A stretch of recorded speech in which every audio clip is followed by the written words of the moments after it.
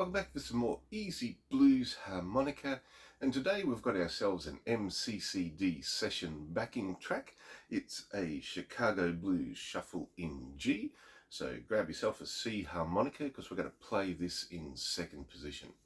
So I was looking around for a backing track because I wanted to sort of play something with a band, and when I was listening to this one I sort of thought to myself, is this going to be like too simple for a lesson? And then I decided, no, that's probably like an important lesson in there. Now, on this channel, I teach like basics and fundamentals. I teach what I use to play at open mics, to play sitting in with other bands, to play with my own band. So we've got like a lot of different vamps, these sort of things, like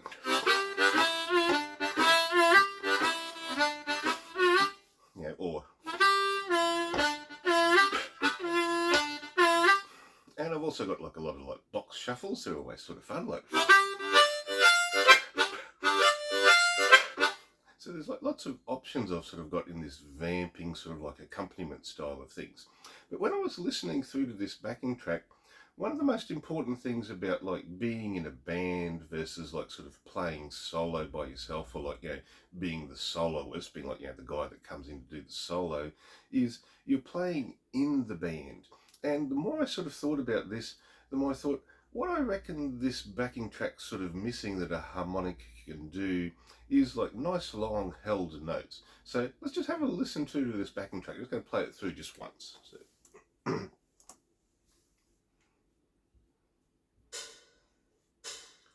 1, 2, 3, 4.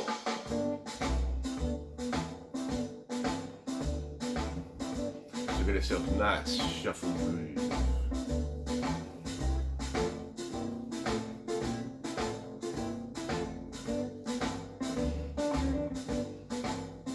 Come with the 5,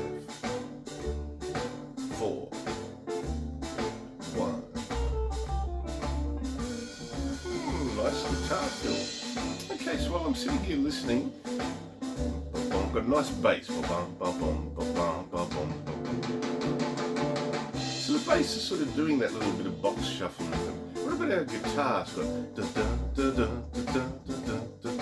guitar's in there. Drums, like you can hear our snare, our cymbals. Should be a little drum fill coming out there, or guitar fill. Yeah, so what I'm noticing is that there's no long held notes. Like a lot of times we listen to like the twist backing tracks, so I should have an organ like playing the root note. If we listen to this, we've got guitars, we've got our bass, we've got our drums. So the sort of thing I'm thinking of with harmonica is really, I'm just going to put in the root notes of the chords. So I'll give you a bit of an example. Here we go. 3.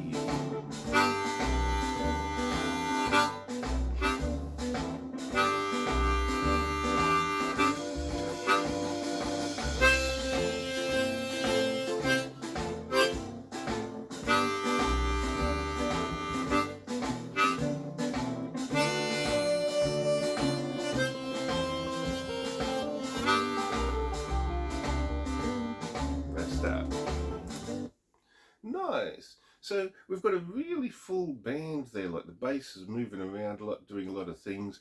The guitar's doing a lot of things. The drums really sort of into it. They're like sort of communicating quite a lot of information.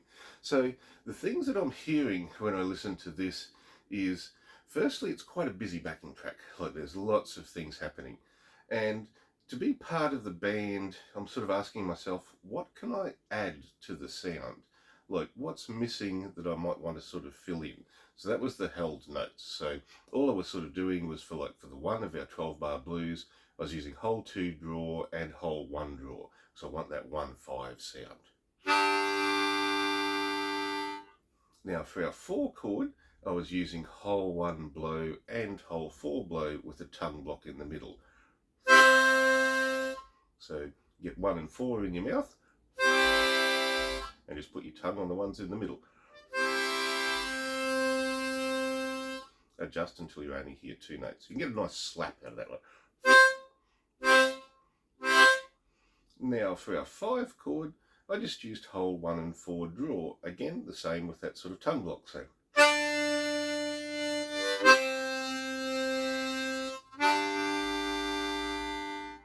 Now the nice thing with that is it's nice and relaxed. I'm not moving around the harmonica a lot. And you might sort of say to yourself, well, I'm not doing a lot of things, but it's adding to the band. Like I've already got the guitar actually being very active in what we call the turnarounds. That's when you're going like your 5, your 4, your 1, right at the end of the bar. Now that's the time that like soloists will generally sort of be finishing their phrase or what they're saying. And because like you've got a band full of people, like you've got your drummer, got your bass player, got your guitar player, everybody likes to sort of add things and fill in. So you can hear the guitars very active towards the end of the song. So I think for something like this, realistically, just holding the notes on the harmonica is adding enough. And the other thing that I'm sort of trying to do when I'm playing this is the sort of song where if you've honestly got the sound engineer setting your volumes right, people might come up to you after the song and say, hey, I couldn't hear you. I'm aiming for more of like, I'd be noticeable if I wasn't there, as opposed to, oh, hear that harmonica.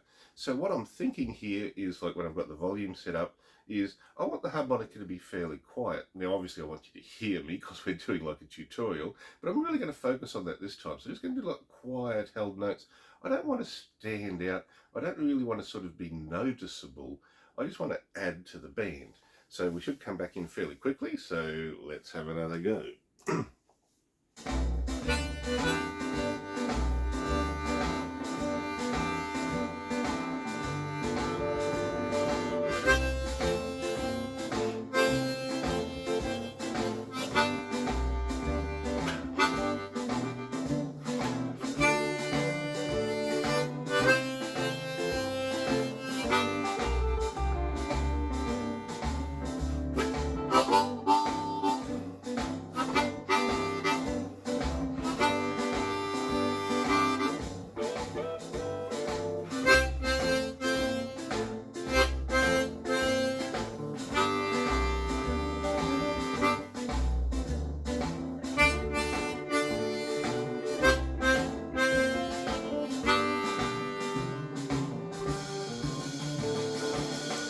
Nice. So that one was cool. So what I was sort of feeling there was just like a bit of a...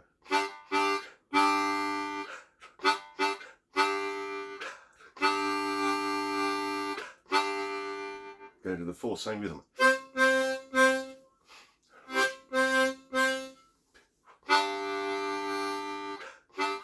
Go to the 5.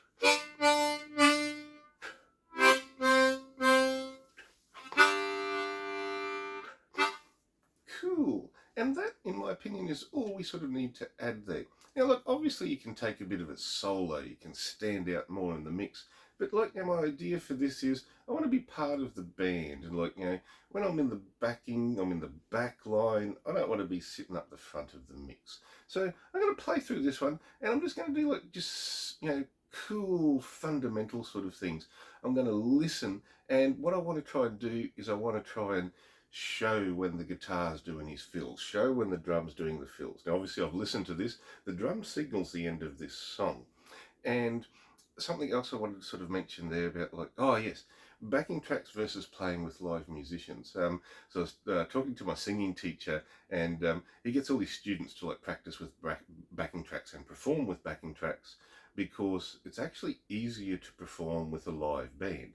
Like when you've got an accompanist, like other people in the band, everybody's like can hear each other live. So like, if the guitarist like goes for a fill at the end of the bar, everybody else hears that, so leave space for them so that they can play it. If the bass player's doing a bit of a solo run, you leave space for that. When it's a backing track, it's recorded, so it all sort of falls onto you to be leaving space for the other people. So I'm going to start this one off again. I'm going to play it all the way through because I want you guys to hear, like, if you've been playing with me for a while, been on this channel for a while, we know lots of stuff, we know lots of techniques and things, but I want you to hear how I would do something like this with just nice, good solid notes, bit of tongue blocking, and just those nice held notes in the background. Get some cues off your drums for your rhythm, get some cues off the guitar. If you hear the guitar doing a bit of like a bum, bum, bum, then you can sort of copy it back. So yeah, let's get into the groove, and I want to start off, remember, fundamental, so I just want long held notes to sort of start with. So here we go.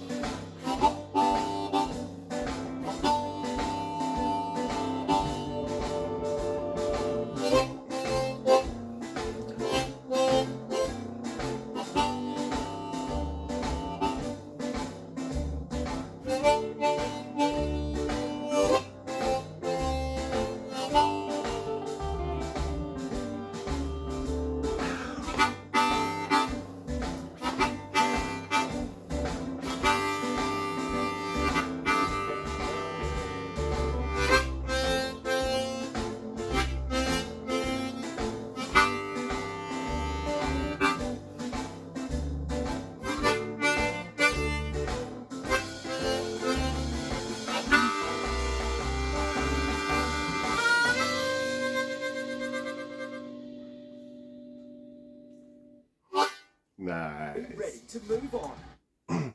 So see how the drums communicate there? Big cymbal crash because it's the end of the song. So super cool. So yeah, just to sort of summarize, all I was really sort of doing was just how the 1, 2, 3, 4.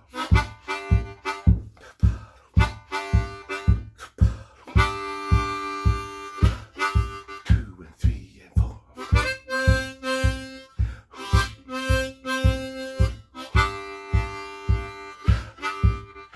3 and 4.